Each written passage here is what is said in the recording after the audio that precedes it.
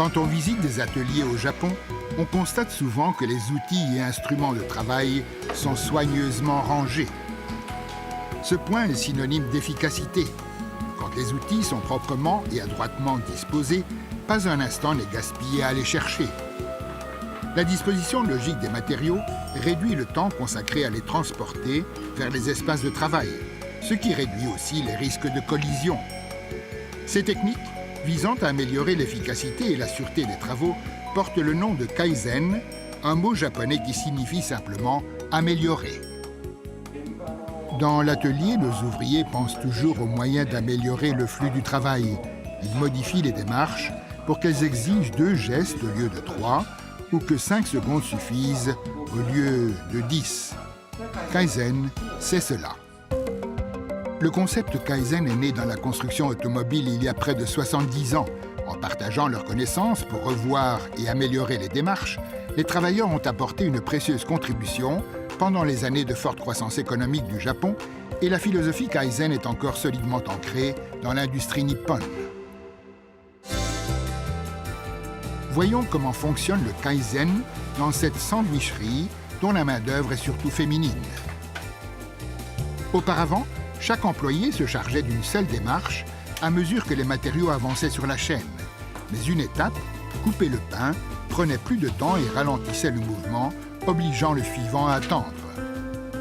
Nous faisions cela depuis des années et on n'y voyait pas de problème. Quand ils se sont aperçus du point faible de leur système, ils ont abandonné leur flux linéaire et ont travaillé par groupe, chacun se chargeant de paquets complets de sandwichs.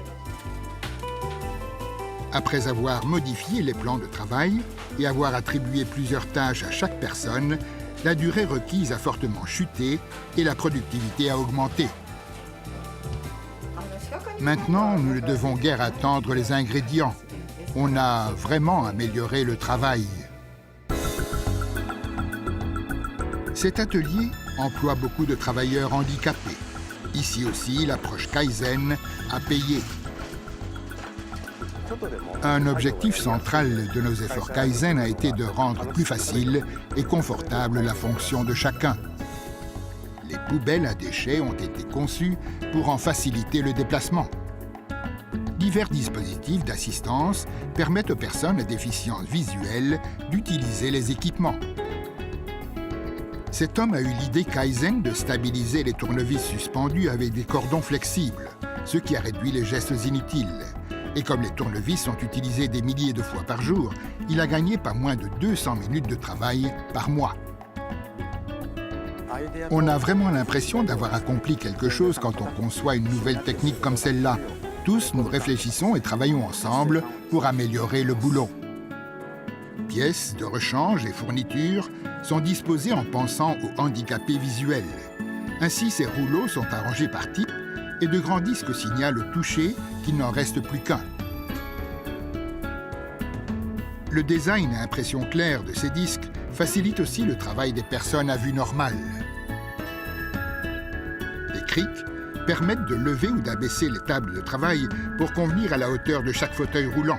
L'idée a été si utile que des crics ont été placés sous toutes les tables de travail.